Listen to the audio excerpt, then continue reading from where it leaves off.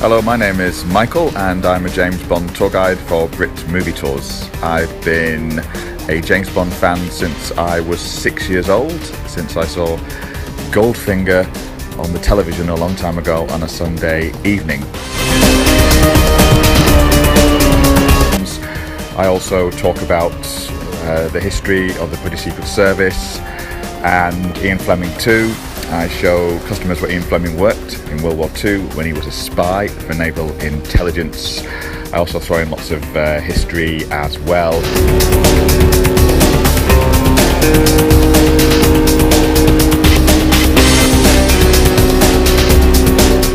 So the public get to see places they wouldn't normally see, and it's great fun, and we finish the tour at MI6.